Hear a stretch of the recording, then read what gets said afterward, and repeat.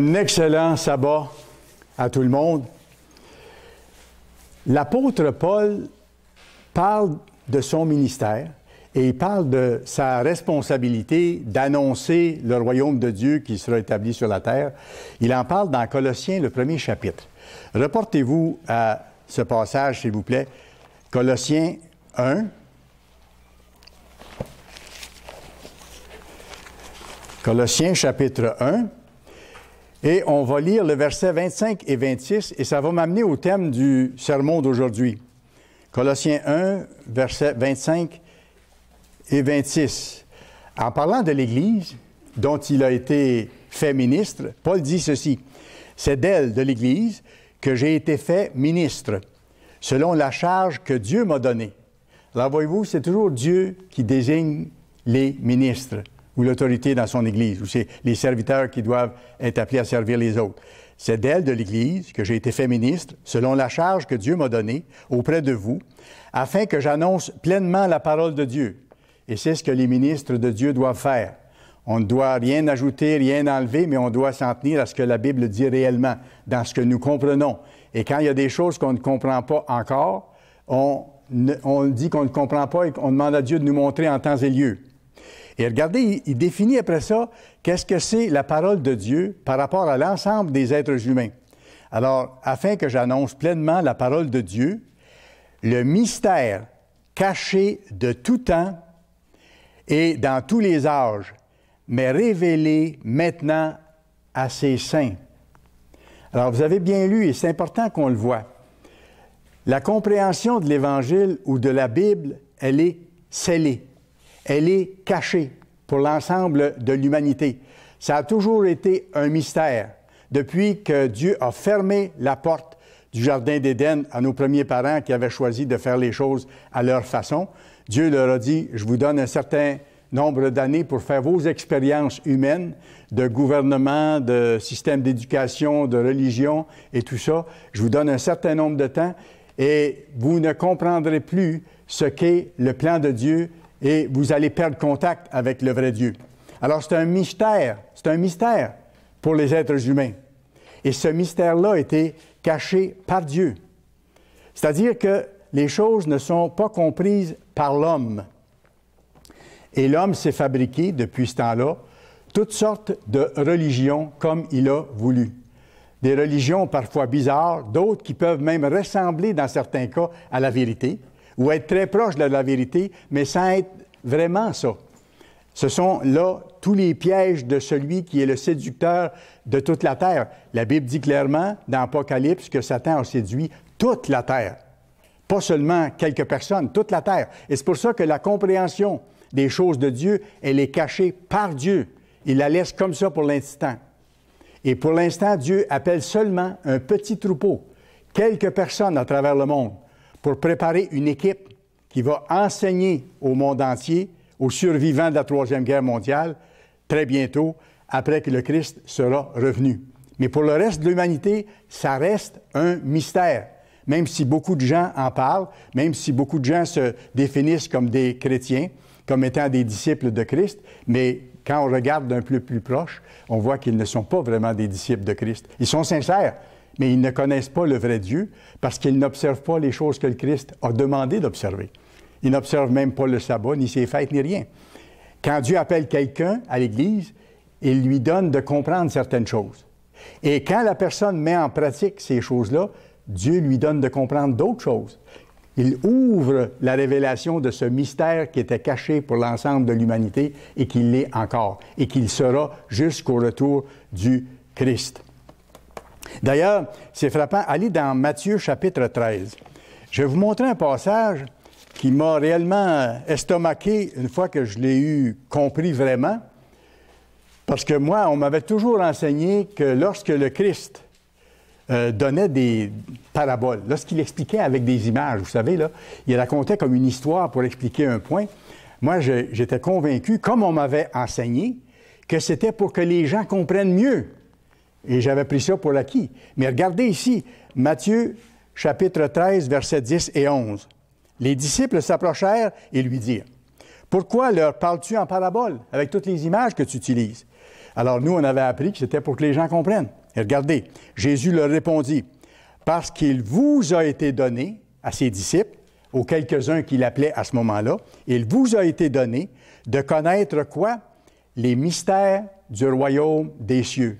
À vous autres, les disciples qui étaient appelés au point de départ, le Christ dit, à vous autres, ça a été donné de comprendre ces choses-là.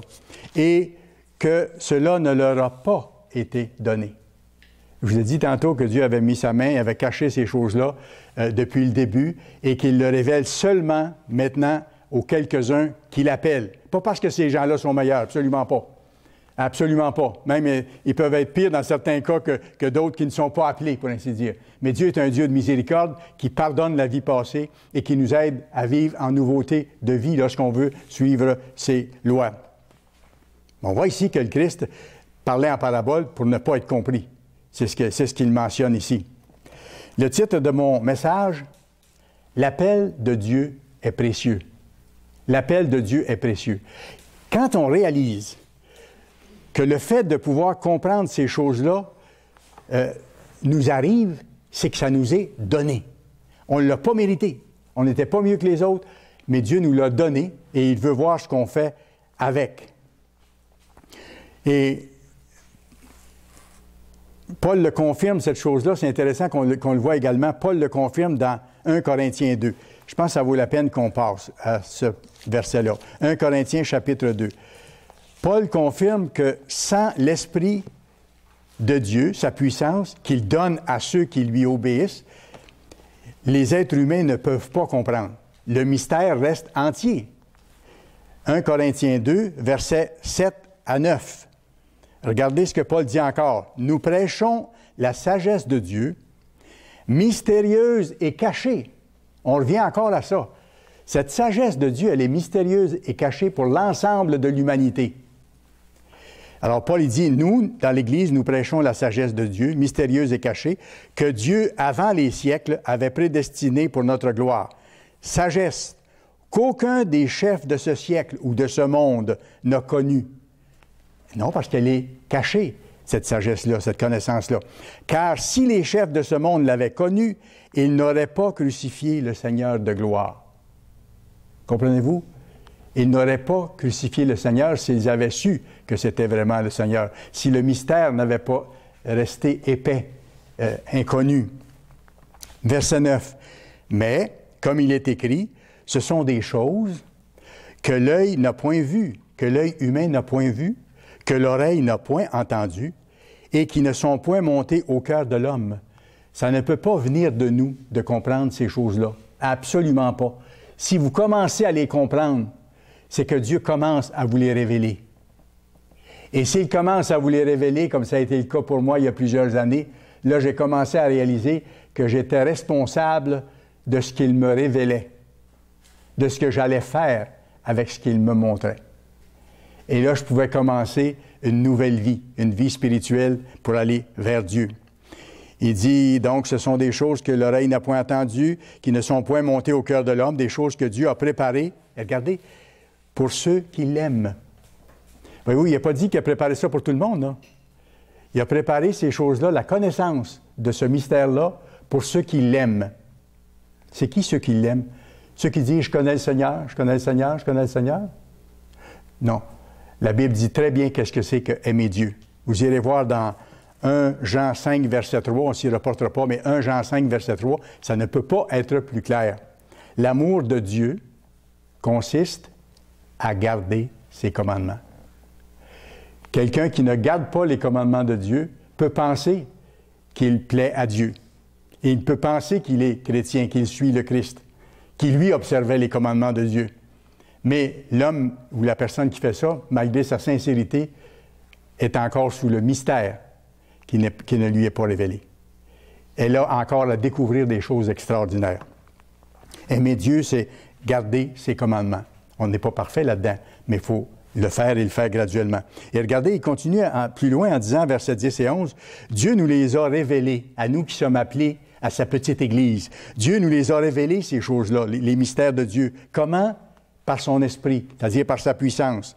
Car l'Esprit sonde tout, même les profondeurs de Dieu.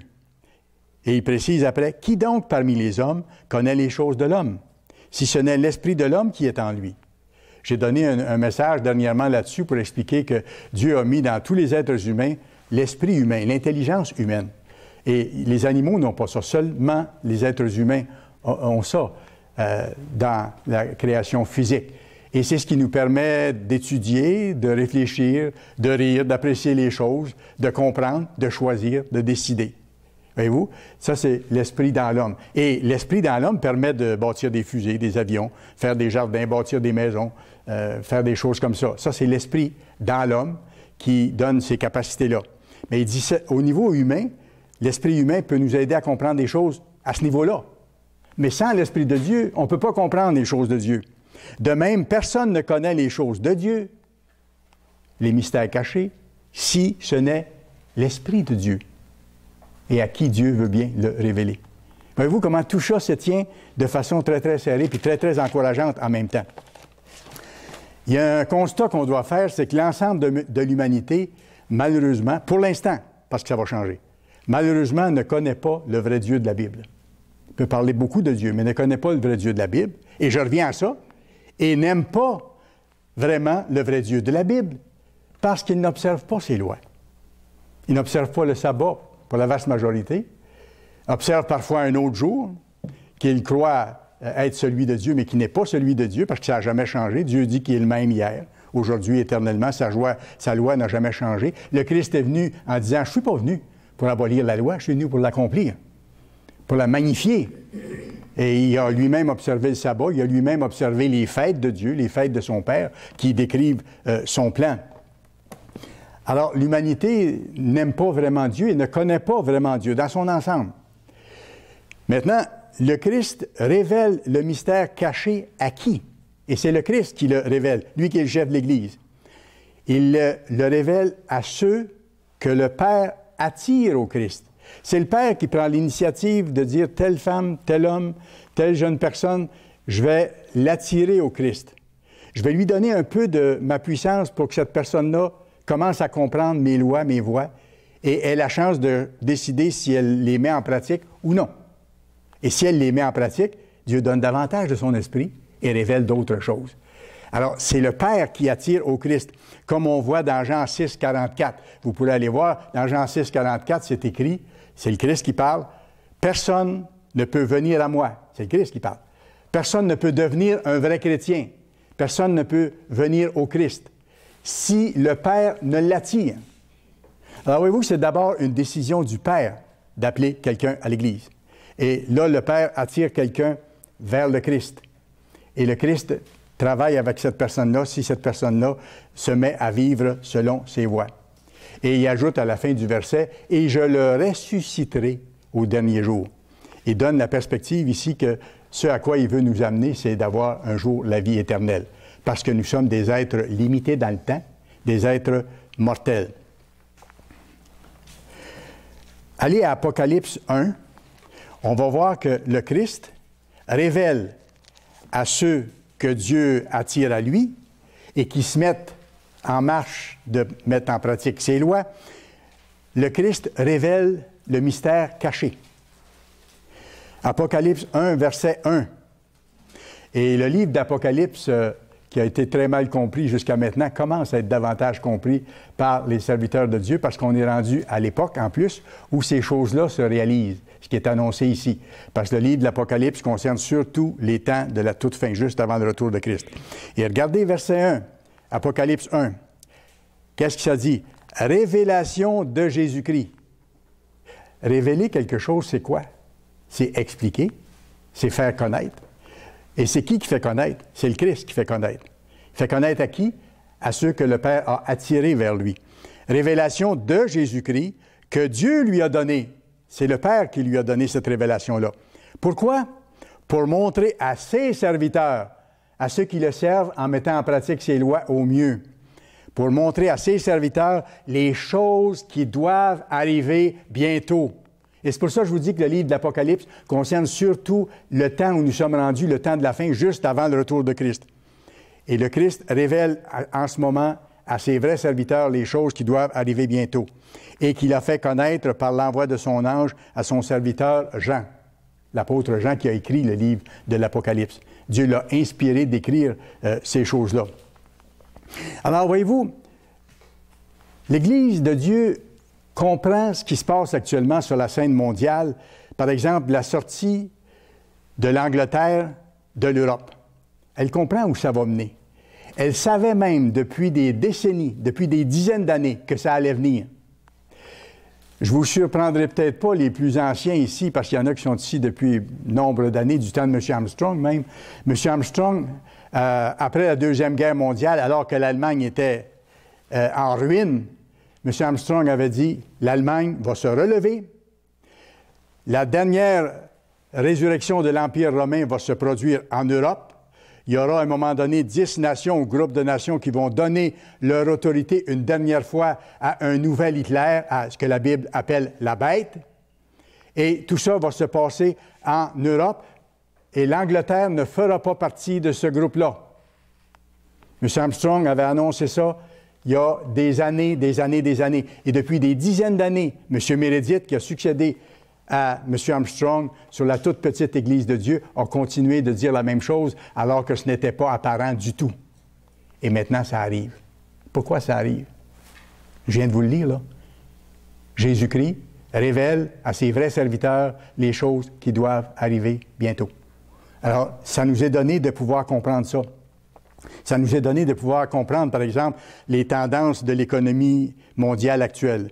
Pas parce qu'on est des économistes ou des grands spécialistes de la finance ou quoi que ce soit, mais on est des serviteurs de Dieu. Non parfaits, mais qui veulent aller vers la perfection et qui demandons à Dieu de nous montrer à faire sa volonté. Et quand on veut faire sa volonté, Dieu nous révèle les choses qui viennent bientôt. Il nous donne de les comprendre. Et il va nous donner à mesure de savoir comment agir quand les choses vont empirer. Et elles vont empirer avant longtemps aussi. La tendance est nettement lancée. On avait vu dans les prophéties bibliques qu'il y aurait des bouleversements climatiques spéciaux. Est-ce qu'on n'est pas rendu là? Quand vous voyez les bouleversements climatiques qui se produisent à la grandeur de la planète, des inondations sans précédent, des feux de forêt immenses, quand vous voyez la multiplication des problèmes dus à l'atteinte de l'agriculture, difficulté de produire de plus en plus, le Christ avait annoncé qu'il y aurait des famines, qu'il y aurait des tremblements de terre, qu'il y aurait des guerres, qu'il y aurait de la violence en augmentation. Est-ce qu'on ne voit pas, même dans nos pays israélites, aux États-Unis, en Angleterre, au Canada, en France, beaucoup de soulèvements populaires, beaucoup de meurtres, beaucoup de situations de violence qu'on ne voyait pas avant? C'est ce qu'on voit sous nos yeux. Pourquoi on peut faire le lien entre ça et la Bible? Parce que Dieu nous le dit. Dieu nous le révèle. Comme il nous révèle aussi comment vivre selon ses lois. Je pense que ça vaut la peine qu'on aille, parce que le Christ avait déjà annoncé ces choses-là, Matthieu 24. Le même Jésus-Christ qui est le révélateur ici. À ceux qui sont rendus au temps de la fin, le Christ avait annoncé dans Matthieu 24 les choses qui allaient arriver juste avant son retour. Et il répondait à ce moment-là à une question de ses disciples. Il avait dit à ses disciples qu'il allait retourner au ciel, mais qu'il allait un jour revenir sur la terre pour établir un gouvernement mondial. Et regardez ici le verset 3. Le Christ s'assit sur la montagne des Oliviers et les disciples vinrent en particulier lui poser cette question. Il était intrigué, il voulait savoir quand ça allait arriver. Dis-nous quand cela arrivera-t-il et quel sera le signe de ton avènement, de ton retour sur la terre et de la fin du monde. Non pas que la planète va cesser d'exister, mais la fin de la société telle que nous la connaissons actuellement, pour être remplacée par une société meilleure. Regardez à partir du verset 4. Le Christ répond, « Prenez garde que personne ne vous séduise, car plusieurs viendront sous mon nom, disant, c'est moi qui suis le Christ, et ils séduiront beaucoup de gens. » Alors, plus ça allait avancer dans le temps, plus il y aurait de fausses religions, plus il y aurait de faux prophètes qui allaient se présenter en disant, « Nous annonçons le Christ, nous connaissons sa parole, voici quoi faire, voici comment vivre, voici les lois de Dieu sont abolies maintenant, donnez votre cœur au Seigneur, aimez, mais sans définir qu'est-ce que c'est que aimer. Aimez-vous les uns les autres. » C'est vrai, mais la première règle d'amour, c'est d'observer les commandements de Dieu. Aimer Dieu, c'est de mettre en pratique ses lois, on l'a vu tantôt. Et il y a deux grandes lois qui découlent de ça. Aimer Dieu de tout notre cœur et aimer notre prochain comme nous-mêmes, servir les autres. Alors ça, il a dit, ça va arriver et ça va aller en augmentant. Verset 6, vous entendrez parler de guerre et de bruit de guerre. Est-ce que c'est pas ce qu'on voit maintenant? Des guerres en augmentation et des bruits de guerre. Au moment où je vous parle, il y a une escalade entre l'OTAN, les pays de l'OTAN et la Russie. Et l'Europe qui voit ça d'un œil inquiet parce qu'ils ont déjà goûté à la médecine russe à travers les autres guerres. Alors, il se fait une démonstration d'augmentation d'armes de toutes parts. Même le Canada, actuellement, envoie une série de soldats près de la Russie, justement, pour faire face à cette menace-là. C'était annoncé, on le savait, mais quelqu'un qui ne connaît pas les prophéties bibliques, à qui ce n'est pas révélé, il ne peut pas comprendre qu'il y a un lien entre toutes ces choses-là. Il y a un lien. C'est l'histoire du monde qui est en train de se dérouler sous nos yeux. Car il faut que ces choses arrivent. Gardez-vous d'être troublés, car il faut que ces choses arrivent. Et on n'a pas besoin d'avoir peur si on connaît le vrai Dieu qui est notre protecteur, notre haute retraite, notre refuge, celui qui répond à nos besoins. Il faut le supplier, et il faut le supplier d'abord de faire sa volonté, de nous aider à faire sa volonté, puis ensuite de nous aider à passer à travers les épreuves. Ce ne sera pas encore la fin. Une nation s'élèvera contre une nation et un royaume contre un royaume. Et il y aura en divers lieux des famines et des tremblements de terre. Et les famines s'étendent avec les feux de forêt, avec les sécheresses, avec les inondations. On a vu en France, même dernièrement, plusieurs vignobles qui ont été détruits par la grêle, non pas sur une petite échelle, mais à grande échelle. Alors, on voit ces choses-là se produire. Regardez le verset 11, allons plus loin. Plusieurs faux prophètes s'élèveront. Le Christ est revenu là-dessus. Il y aura des gens qui vont enseigner des erreurs monumentales, et parfois des erreurs qui sont toutes proches de la vérité. Il y a des groupements, par exemple, qui observent le sabbat, mais qui disent que les fêtes sont abolies. Ils ne comprennent pas. Ils ne sont pas appelés. Ils sont encore sous le mystère. Ils ne comprennent pas les choses.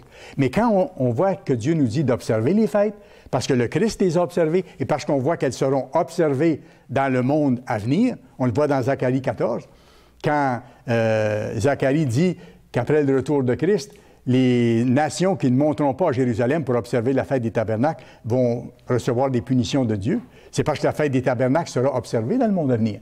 Voyez-vous? Ça n'a jamais changé et ça ne changera pas. Parce que les fêtes de Dieu, ce sont les étapes de son plan. On verra ça plus tard dans d'autres prédications que vous aurez. Plusieurs faux prophètes s'élèveront et ils séduiront beaucoup de gens. Et parce que l'iniquité se sera accrue, l'amour du plus grand nombre se refroidira. Et c'est vrai que l'amour dans nos sociétés, entre les gens, elle est froide. Elle est malheureusement très froide. Mais celui qui persévérera jusqu'à la fin, celui qui a été appelé et qui tient bon, malgré ses faiblesses, malgré ses difficultés, malgré ses peurs, qui tient bon à demander à Dieu de faire sa volonté, il dit, celui qui persévérera jusqu'à la fin sera sauvé, aura la vie éternelle. Dieu va s'occuper de lui.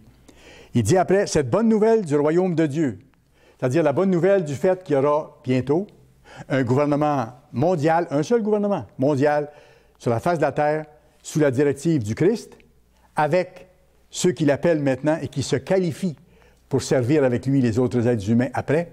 Il dit, cette bonne nouvelle de ce monde nouveau qui vient, sous un gouvernement juste, le gouvernement de Dieu, sera prêchée dans le monde entier. Pourquoi est-ce que vous pensez que l'Église de Dieu, la petite Église de Dieu, elle est un peu partout sur la planète, à Internet, à la télévision, dans des conférences publiques et ainsi de suite, pour rendre le témoignage disponible, pas pour convertir les gens. Notre rôle, c'est pas de convertir les gens, c'est d'avertir les gens de ce qui vient. Et chez ceux qui entendent, certains choisissent de se mettre en marche pour obéir à Dieu. Et là, Dieu leur donne davantage de son Saint-Esprit. Et il les amène à faire partie du corps du Christ, de l'Église, dont le Christ est le chef. Cette bonne nouvelle sera prêchée dans le monde entier. C'est ce que nous faisons. Et je vous ai déjà dit qu'au moment où je vous parle, c'est encore le cas, il y a seulement 2 petits territoires sur la face de la terre où nous n'entrons pas avec la bonne nouvelle, entre autres la Corée du Nord. Alors, cette bonne nouvelle sera prêchée dans le monde entier. Ça veut dire qu'on avance pour servir de témoignage à toutes les nations. Voyez-vous, il a bien dit, pas pour convertir toutes les nations. Notre rôle, c'est pas de convertir les gens. Et quand Dieu nous appelle à l'Église, notre rôle, c'est pas de convertir nos frères, nos sœurs, nos voisins, nos amis qu'on connaît. Je l'ai fait, je ne vous le conseille pas. Mais quand on découvre la vérité, on est tellement content qu'on voudrait que les autres en profitent aussi. Et on a tendance à vouloir aller frapper aux portes quasiment ou dire à tout le monde ce qu'on a découvert en disant « ils vont comprendre, ils ne peuvent pas ne pas comprendre, c'est tellement beau ». Non, ça reste un mystère caché tant que Dieu n'a pas décidé d'appeler quelqu'un et d'ouvrir son esprit. Si moi je comprends, j'ai la responsabilité, moi, de vivre selon Dieu. Et si par mon exemple, quelqu'un vient me demander qu'est-ce que c'est, là je dois lui répondre pourquoi j'agis de telle façon, mais sans aller plus loin, sans lui donner 15 versets bibliques. Lui dire parce que bon, je crois au sabbat et pour moi c'est la journée que j'observe, point. Si la personne vous voit partir tous les samedis pour aller à la Sainte Convocation, bon, vous dites, moi j'observe le sabbat. Si elle veut savoir plus, elle demandera plus. Et là, vous donnez un autre petit bout de réponse, mais sans aller trop loin pour ne pas non plus donner une indigestion à la personne. Et si elle est vraiment intéressée, elle va vraiment poser des questions que vous allez à un moment donné percevoir comme étant des questions réelles et non pas des questions pour faire des objections ou pour amener d'autres problèmes. Cette bonne nouvelle sera prêchée dans le monde entier pour servir de témoignage à toutes les nations. Et regardez bien, alors viendra la fin. Alors viendra la fin. C'est pour ça que je vous dis qu'on est proche. Parce que la bonne nouvelle, elle est prêchée à grande échelle. Et les événements prophétiques annoncés s'accomplissent à une échelle plus importante maintenant. Et ils s'accélèrent. Revenez à Apocalypse 1. Apocalypse 1. Pourquoi est-ce qu'on peut comprendre dans l'Église, dans la petite Église de Dieu, ces choses-là? C'est parce que le chef suprême de l'Église, le Christ, est celui qui révèle les choses à ses serviteurs, pour qu'on sache les choses qui viennent bientôt. Et regardez maintenant le verset 3, ça nous concerne, ça concerne le petit troupeau que Dieu appelle. Heureux celui qui lit et ceux qui entendent les paroles de la prophétie et qui gardent les choses qui y sont écrites, car le temps est proche. Quel temps? Le temps du retour du Christ. Et on voit ensuite dans les versets suivants que c'est exactement ça. Au temps de la fin, le livre qui est encore mystérieux pour tous devait être compris par le petit troupeau de Dieu, qui est lui rendu à l'intérieur de ces événements-là, qui est en train d'entrer à l'intérieur de ces événements-là. Pourquoi? Pour nous encourager. Ça nous encourage quand on sait ce que Dieu a dit, quand on voit que ça arrive, et quand on voit les promesses que Dieu fait à ses serviteurs. C'est un encouragement et ça nous aide à garder les yeux sur le but. Ça nous aide à garder les yeux sur le but, même si on n'est pas nombreux, même si le reste de la planète pense différemment. Vous savez, ce n'est pas important ce que la planète pense en majorité. Ce qui est important, c'est ce que Dieu pense et ce que Dieu dit.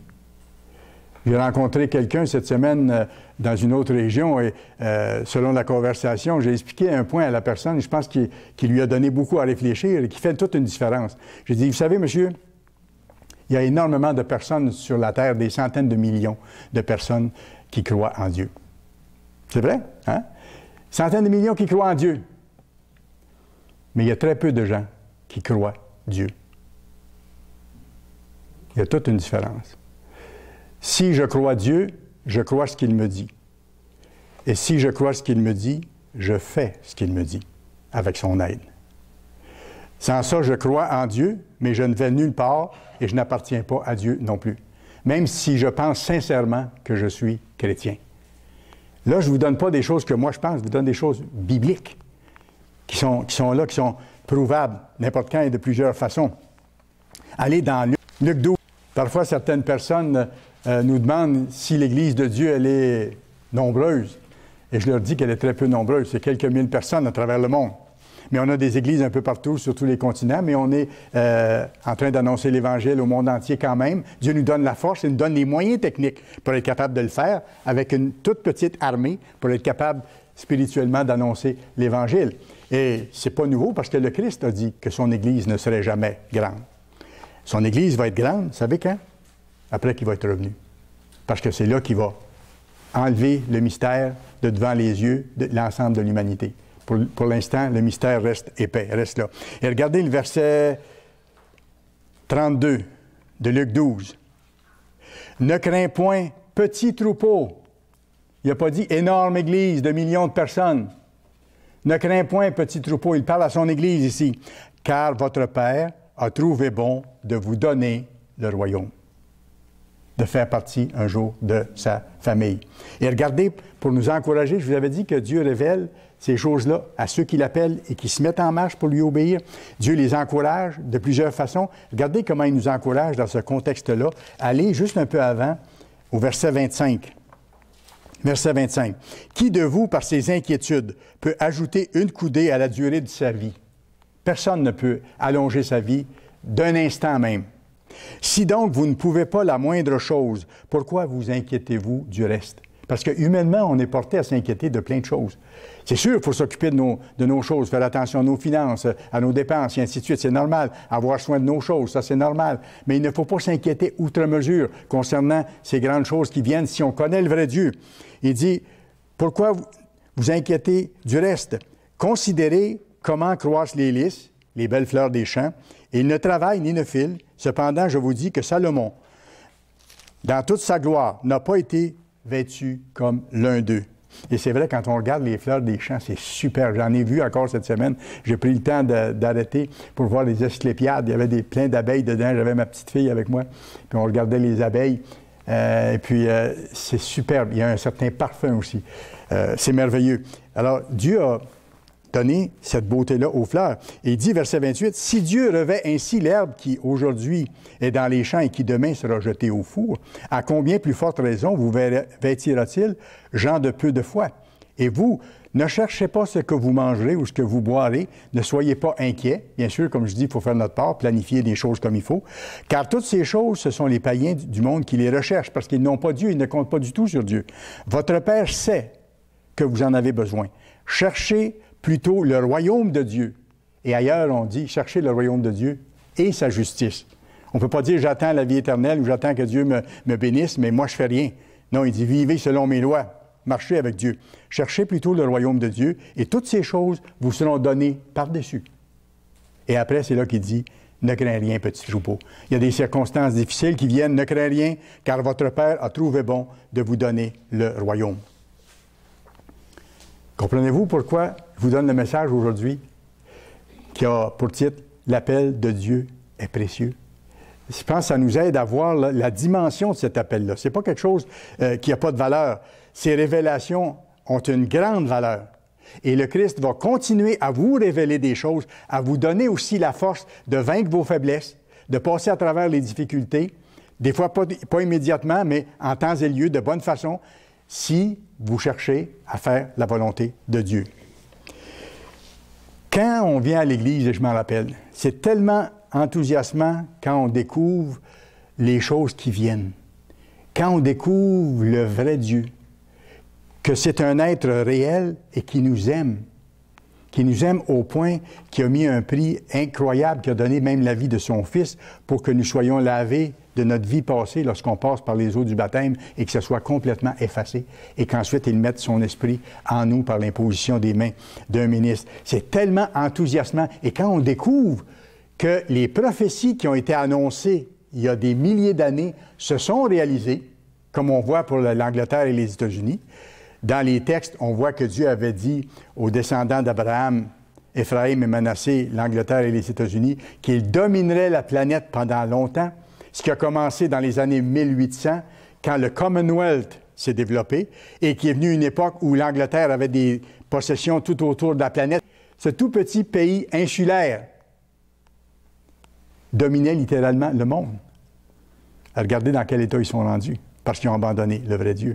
Et l'autre prophétie qui s'est réalisée, c'est concernant Manassé, les États-Unis, qui devaient être une nation dominante, et ça a été leur tour après que l'Angleterre a eu baissé. Ces choses-là, c'est pas vous qui les avez faites, ni moi. Elles ont été écrites longtemps d'avance, mais nous, on les a vues se réaliser dans le temps, lorsqu'on lit l'histoire.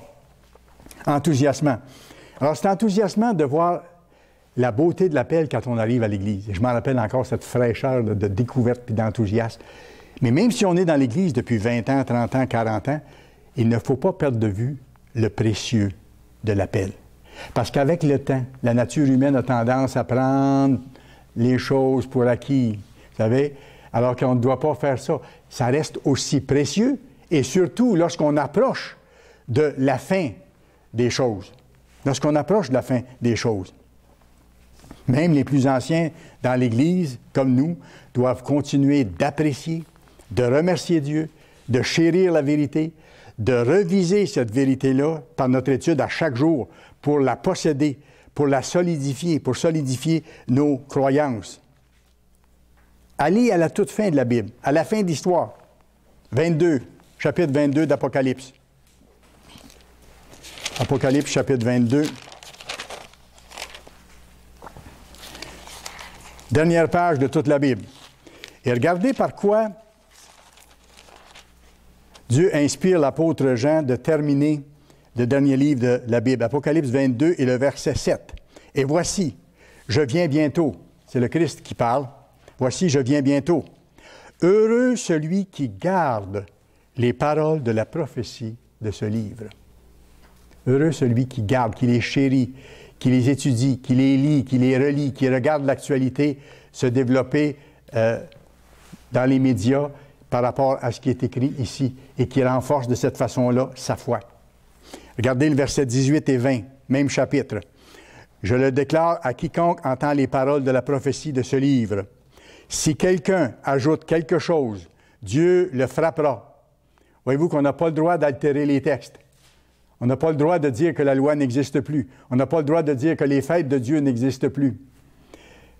Je déclare à quiconque entend les paroles de la prophétie de ce livre, si quelqu'un ajoute quelque chose, Dieu le frappera des fléaux décrits dans ce livre. Et si quelqu'un retranche quelque chose des paroles du livre de cette prophétie, Dieu retranchera sa part de l'arbre de vie. Il n'aura pas sa part. Et de la ville sainte décrit dans ce livre. Voyez-vous, il termine toute la Bible en ramenant les choses au fait que les serviteurs de Dieu ont accès à la prophétie, ils ne doivent pas la modifier, ils doivent l'enseigner. Nous, c'est notre rôle, telle qu'elle est dans ce que nous comprenons maintenant.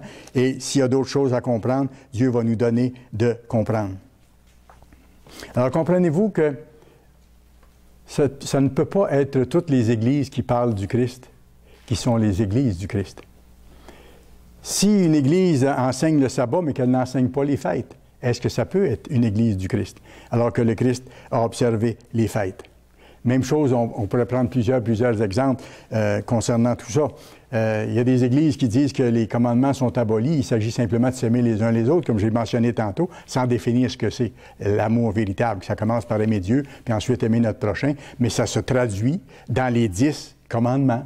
Les 4 premiers commandements concernent l'amour envers Dieu, et les 6 derniers, l'amour envers le prochain. Ne pas commettre l'adultère, ne pas voler, ne pas mentir. Au contraire, donner, être généreux au lieu de voler, au lieu de mentir, dire la vérité concernant les gens, la vérité qui est bonne à dire pour encourager. Voyez-vous, ça c'est la voie chrétienne que le Christ nous a montrée. La vérité biblique, elle a été attaquée dans le passé et elle va l'être encore plus dans l'avenir. Elle va l'être encore plus dans l'avenir. Parce qu'il y aura une pression de mise contre la vérité. Les gens ne veulent pas l'apprendre. Ils ne veulent pas le savoir. La preuve, c'est que si vous avez, dans le passé, essayé de convaincre certaines personnes, vous vous êtes fait des ennemis. Il y a des gens même qui vous ont trouvé bizarre. Et je les comprends. Si j'avais été à leur place, je vous aurais trouvé bizarre. Et je me mets à la place de ceux à qui j'ai parlé quand je suis arrivé à l'Église et qui m'ont trouvé bizarre. Je les comprends et je les respecte. Ces gens-là étaient sincères. Ils ne comprenaient pas.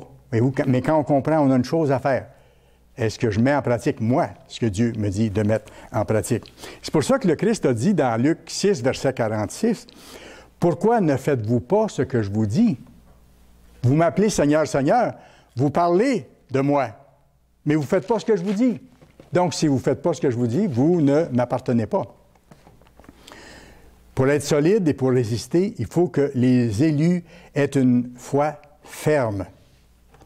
Maintenant, comment peut-on venir à l'Église de Dieu? Je pense que c'est important que je fasse cette petite nuance-là ici. Comment est-ce que ça se passe quand on vient à l'Église de Dieu? J'en ai glissé un mot tantôt. C'est d'abord le gouverneur de l'univers qui prend une décision, de vous appeler vous. C'est lui qui prend la décision, c'est pas le Christ, c'est le Père qui prend la décision. Et on a vu tantôt dans Jean 6, 44, qui attire la personne au Christ, qui lui fait réaliser que le Christ a été une personne réelle, qui a enseigné, qui a fait des choses. On veut connaître davantage, on va vers lui, on va vers la Bible et on apprend des choses. Alors Dieu appelle et il attire au Christ. Et encore là, la Bible nous dit, c'est pas tout le monde qui sont appelés, malgré qu'il y a beaucoup d'appelés, un grand nombre d'appelés, mais peu d'élus. Là, je fais une différence. Il y a une différence entre les appelés et les élus. Les appelés, c'est ceux que Dieu attire au Christ, mais on reste des êtres humains libres. Alors, ceux que Dieu attire au Christ peuvent voir qu'est-ce qu'il y a à faire, mais à un moment donné, ils trouvent ça trop difficile ou ça ne leur convient pas ou ils veulent le faire plus tard et ils ne viennent pas. Ils ont été appelés, mais ils n'ont pas été élus. Élu, ça veut dire choisi.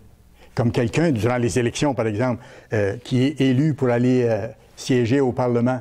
Il est désigné, il est choisi par les électeurs pour aller les représenter au Parlement. C'est la même chose en ce qui concerne ce dont je vous parle. Le Père attire quelqu'un au Christ et c'est le Christ qui choisit parmi tous les appelés qui il choisit, qui deviennent les élus. Qui parmi les appelés, autrement dit, a son cœur pour obéir à Dieu. Donc, le Christ dit à ce moment-là, avec lui ou avec elle, je peux travailler. Parce qu'elle a ce qu'il faut pour, avec mon esprit, être capable d'avancer et d'arriver au but, ne pas perdre son salut. C'est comme ça que les choses fonctionnent. C'est bon qu'on le sache, c'est bon qu'on le voit vraiment clairement. Un élu, c'est un choisi parmi ceux qui sont appelés. Et le Christ choisit ceux qu'il choisit et il travaille avec eux. Jean, chapitre 15. Jean, chapitre 15. C'est important que je vous prouve ça. Lorsqu'on prêche, on doit expliquer la parole de Dieu clairement et s'appuyer sur, justement, la Bible, sur ce qui est sa parole. Jean, chapitre 15, et le verset 14 à 16. « Vous êtes mes amis si vous faites ce que je vous commande. » On revient encore à ça. Il dit, pourquoi vous ne faites pas ce que je vous dis? Il a reproché ça à ceux qui n'observaient pas les lois. Mais il dit ici, vous êtes mes amis, vous autres, le petit troupeau, si vous faites ce que je vous commande. Je ne vous appelle plus serviteur parce que le serviteur ne sait pas ce que fait son maître, mais je vous ai appelé ami parce que je vous ai fait connaître tout ce que j'ai appris de mon Père. Et regardez le verset 16. Ce n'est pas vous qui m'avez choisi. Là, ça donne un coup les premières fois qu'on voit ça. On est à l'Église et on dit, ah, moi j'ai choisi le Christ. J'ai donné ma vie. Non, c'est pas vous. C'est pas vous.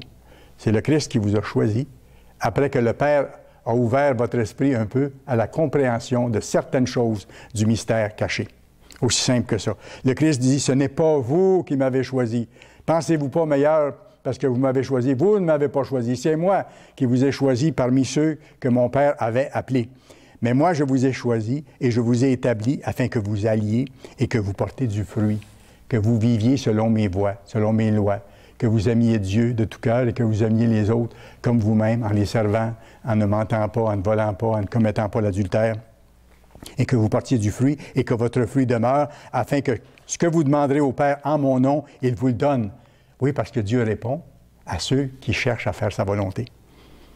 Il répond à nos prières quand on cherche à faire sa volonté. Formidable! Alors, voyez-vous, ça veut dire qu'il faut continuer à faire ce que Dieu nous montre, à mesure qu'il nous montre de le faire.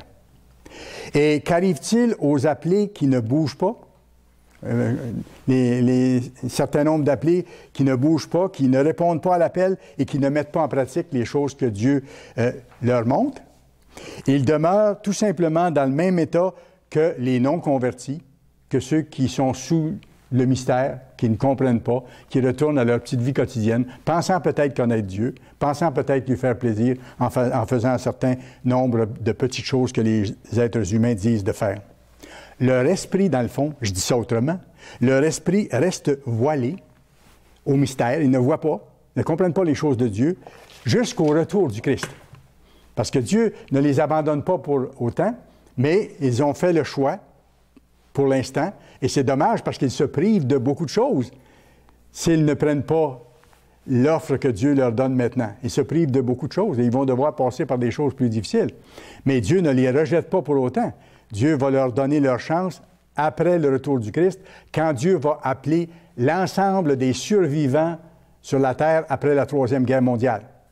C'est à ce moment-là que Dieu va ouvrir l'esprit de tous les êtres humains, qu'il va enlever le mystère, si vous voulez.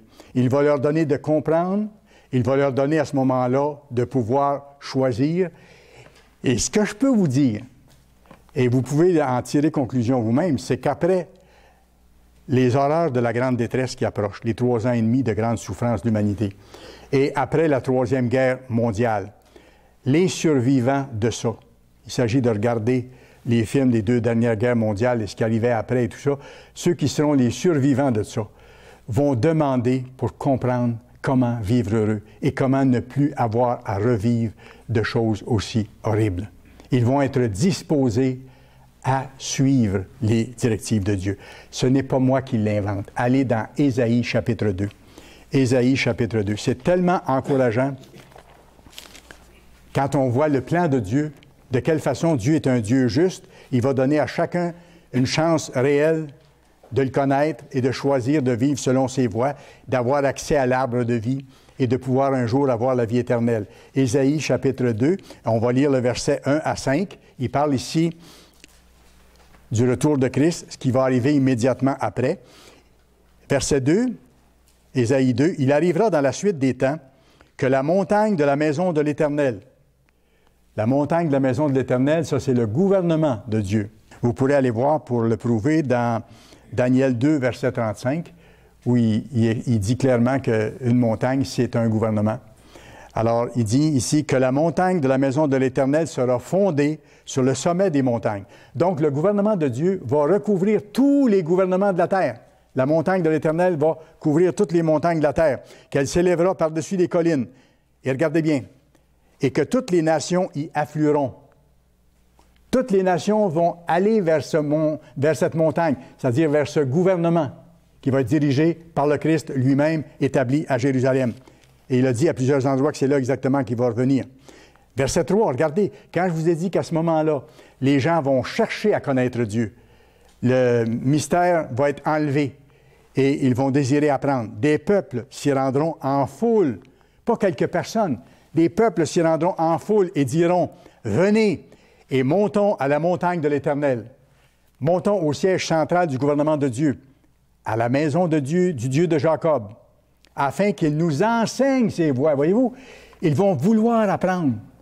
Ils vont vouloir être heureux. Ils vont dire, je veux vivre en paix, je veux enfin connaître une vie heureuse, une vie paisible, afin qu'il nous enseigne ses voies et que nous marchions dans ses sentiers. Ils seront disposés à suivre Dieu. Car de Sion, de Jérusalem, sortira la loi. Pourquoi? Parce que le grand législateur, le Christ, sera à Jérusalem, ce sera son quartier général. De Jérusalem va sortir la loi. Et c'est à partir de là que nous allons enseigner les nations physiques. La même chose que je vous enseigne aujourd'hui. On leur expliquera l'histoire. On leur expliquera ce qui est arrivé. On leur expliquera ce qu'ils peuvent avoir. Qu'est-ce que Dieu a fait pour eux? Qu'est-ce qu'il va faire pour eux? Car de Sion sortira la loi et de Jérusalem la parole de l'Éternel. Qu'est-ce que c'est ça? C'est la parole de l'Éternel. Elle sera enseignée à partir de Jérusalem, ce qu'il y a dans la Bible ici. Verset 4.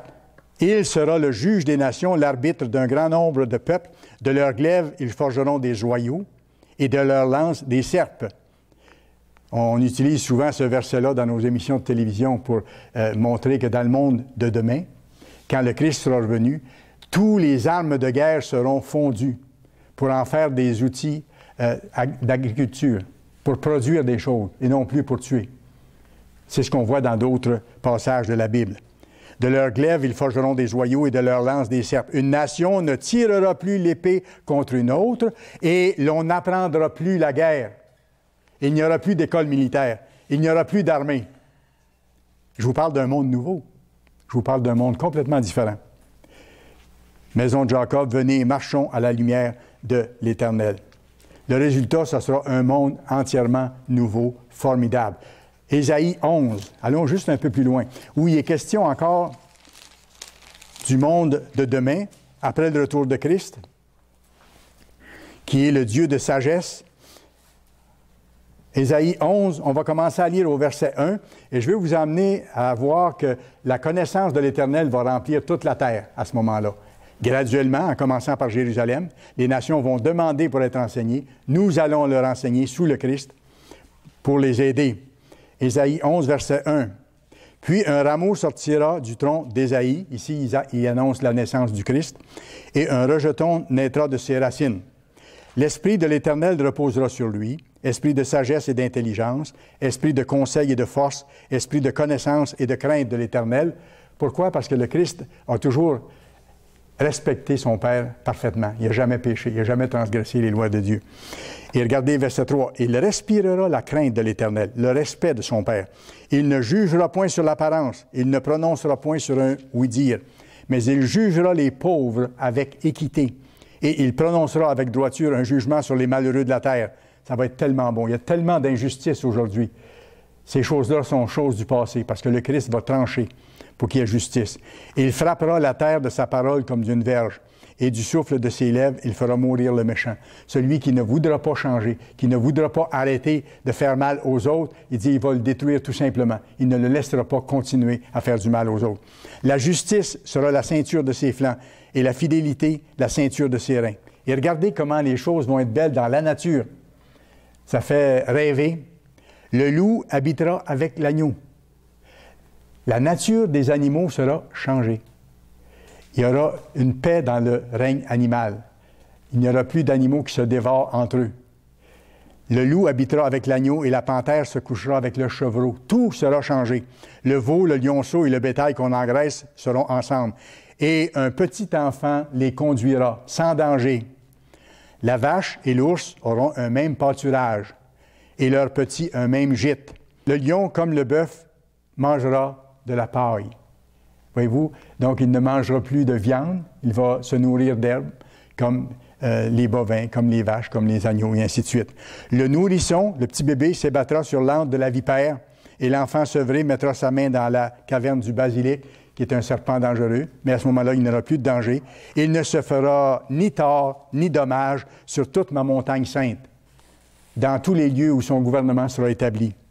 Car la terre, regardez bien, c'est à ça que je veux arriver, car la terre entière sera remplie de la connaissance de l'Éternel, ce qui n'est pas le cas du tout aujourd'hui, parce que le mystère persiste sur l'ensemble de l'humanité, le mystère caché de tout temps par Dieu, est révélé par le Christ maintenant à ses serviteurs et qui sera révélé après son retour à l'ensemble de l'humanité. Et c'est pour ça qu'il dit ici, « Car la terre sera remplie de la connaissance de l'Éternel comme le fond de la mer par les eaux qui le couvrent. » Extraordinaire. Voyez-vous la richesse de l'appel que nous avons, de ce que Dieu nous révèle pour le temps que nous vivons, pour les temps difficiles qui approchent, et pour le temps merveilleux qui va arriver après le retour de Christ, quand toutes choses seront changées. Et au retour du Christ, les appelés qui auront été choisis parce qu'ils auront décidé de vivre selon les lois de Dieu, mais non seulement qui auront été choisis, les élus, mais qui auront persévéré dans la façon de faire, ceux-là vont être avec le Christ pour mettre un terme à la Troisième Guerre mondiale. Et on voit ça très clairement dans Apocalypse, chapitre 17. Apocalypse, chapitre 17. Tout se tient de façon extraordinaire dans la Bible. Apocalypse, chapitre 17, on va lire les versets 12 à 14. Et ici, il parle des 10 rois ou des 10 groupes de nations qui vont bientôt donner leur autorité à l'Europe unie et au chef de l'Europe, le dictateur qui va apparaître. Les 10 cornes que tu as vues sont 10 rois, 10 nations ou 10 groupes de nations qui n'ont pas encore reçu de royaume, mais qui recevront autorité comme roi pendant 1 heure avec la bête. Donc, pendant une courte période avec la bête. Et regardez, ils ont un même dessein et ils donnent leur puissance et leur autorité à la bête. Et on va voir ces pays-là d'Europe donner leur puissance, leur autorité, la force de leur armée, leur économie à un pouvoir central, qui, lui, va être une autre résurgence de l'Empire romain et qui va faire des dégâts épouvantables. Et regardez, ces gens-là, l'Europe unie avec son armée puissante, ils combattront contre l'agneau. Pourquoi? Parce que ce sera le moment où le Christ va revenir sur la terre. Mais le mystère n'est pas encore levé. Et les gens vont penser que c'est un extraterrestre qui vient les attaquer. Et ils ne veulent pas accepter non plus de voir autre chose que ce qu'eux pensent. Et ils vont s'en prendre au Christ qui va s'en venir de façon glorieuse. Ils combattront contre l'agneau. Et l'agneau les vaincra. N'oubliez pas, l'agneau, c'est le Tout-Puissant. Parce qu'il est le Seigneur des Seigneurs et le Roi des Rois. Et regardez qui l'accompagne à ce moment-là. Et les appelés, les élus et les fidèles qui sont avec lui les vaincront aussi. Ceux qui ont été appelés, ceux qui ont commencé à vivre selon Dieu, qui ont été choisis par le Christ, et ceux qui ont été choisis par le Christ et qui ont persévéré jusqu'à la fin malgré les difficultés, persévéré à vivre selon ses lois, seront avec le Christ pour mettre un terme à la Troisième Guerre mondiale et établir enfin un gouvernement de paix sur la terre. Regardez la vision de l'apôtre Jean sur le rôle prochain de ces fidèles serviteurs de Dieu. Apocalypse 5. Apocalypse chapitre 5, un superbe passage. Ici, c'est une vision que Dieu a donnée à l'apôtre Jean et qu'il lui a demandé d'écrire. Et ça montre ce qui va arriver au temps de la fin. Lorsque le Christ est revenu, qu'est-ce qui va arriver à ceux qui sont les fidèles serviteurs de Dieu? Quand il eut pris le livre, c'est dans sa vision, les 4 êtres vivants et les 24 vieillards se prosternèrent devant l'agneau. Il voit cette scène au ciel, dans le ciel, se prosternèrent devant l'agneau, tenant chacun une harpe et des coupes d'or remplies de parfums, qui sont les prières des saints. Et il chantait un cantique nouveau en disant, « Tu es digne de prendre le livre. » Il s'adresse au Christ ici. « Tu es digne de prendre le livre et d'en ouvrir les sceaux. Car tu as été immolé. » C'est le Christ qui a été immolé, l'agneau de Dieu. « Et tu as racheté pour Dieu, par ton sang, des hommes de toute tribu, de toute langue, de tout peuple, de toute nation. » Et aujourd'hui, la petite Église est appelée dans la Bible l'Israël spirituel. Et ce n'est pas seulement des Israélites, ce n'est pas seulement des Juifs ou des Lévites ou des autres nations descendants d'Israël, mais ce sont des gens de toutes les nations de la terre qui font partie du troupeau de Dieu. Pourquoi? C'est simple. Parce que Dieu prépare une équipe pour enseigner aux survivants de la Troisième Guerre mondiale, aux gens qui vont être là. Donc, ça prend des gens de toutes les cultures, de toutes les expériences de vie en même temps aussi. Et dit, tu as été immolé, tu as racheté pour Dieu par ton sang des hommes de toute tribu, de toute langue et de tout peuple et de toute nation. Et regardez, tu as fait d'eux un royaume, un gouvernement, un roi avec un territoire, des lois et ainsi de suite. Tu as fait d'eux un royaume et des sacrificateurs, c'est-à-dire des enseignants, pour notre Dieu. Et ils régneront sur la terre, parce que le Christ va régner à partir de Jérusalem. Et notre rôle, si nous sommes fidèles, ça va être de l'aider à guérir les nations, à les nourrir, à leur enseigner vraiment la vérité. Et dans la Bible, ceux qu'on appelle les saints, ce sont ceux qui sont appelés, ce sont ceux qui sont élus, ce sont ceux qui persévèrent dans la fidélité. Et à cause de ça, Dieu les considère comme à part. C'est son petit troupeau auquel il va accorder la vie éternelle et auquel il va donner des responsabilités glorieuses dans le monde à venir. Philippiens chapitre 3, s'il vous plaît. Philippiens chapitre 3. Quand on met tous ces versets-là ensemble, on voit davantage la grandeur du plan de Dieu et à quel point c'est encourageant. Et quel est le rôle qui nous est réservé et quelles sont nos responsabilités actuelles. Philippiens chapitre 3 et le verset 20 et 21. Mais nous, membres de l'Église, ceux qui sont mis à part, ceux qui travaillent fidèlement à rester les élus de Dieu, mais nous sommes citoyens des cieux. Pourquoi? Parce que notre citoyenneté, elle est inscrite dans le ciel. Les noms de ceux qui sont baptisés dans l'Église de Dieu sont inscrits dans le livre de vie de Dieu. Mais nous sommes citoyens des cieux, d'où nous attendons, aussi comme Sauveur le Seigneur Jésus-Christ, qui transformera le corps de notre humiliation, notre faible corps physique, en le rendant semblable au corps de sa gloire, par le pouvoir qu'il a de s'assujettir toutes choses. Et au moment du retour de Christ, ceux qui seront fidèles seront transformés en êtres spirituels pour faire partie de la famille de Dieu. Ils deviendront les petits frères et les petites sœurs de Christ de même nature que lui. Formidable. Voilà certains aspects du plan de Dieu. J'ai voulu vous montrer aujourd'hui à quel point l'appel est précieux. C'est un appel qui est d'un prix énorme. Et il faut le considérer comme tel.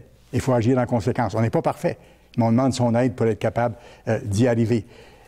Pour persévérer, pour être fidèle, pour développer le caractère divin, pour mettre en pratique ses lois, ses sabbats, ses fêtes et ainsi de suite. Vous savez, la fin de l'histoire des fidèles serviteurs de Dieu, de ceux qui sont appelés maintenant, c'est une fin heureuse et c'est une fin glorieuse. On passe par toutes sortes d'épreuves, toutes sortes de difficultés maintenant, mais le but n'est pas loin. Il faut garder nos yeux sur le Christ, celui qui donne la foi et l'amène à la perfection. Et c'est ce que j'ai besoin, la foi du Christ, non pas ma foi, la foi du Christ, pour être capable de tenir. La fin, elle est glorieuse, elle est heureuse. L'appel de Dieu est précieux, plus que tout.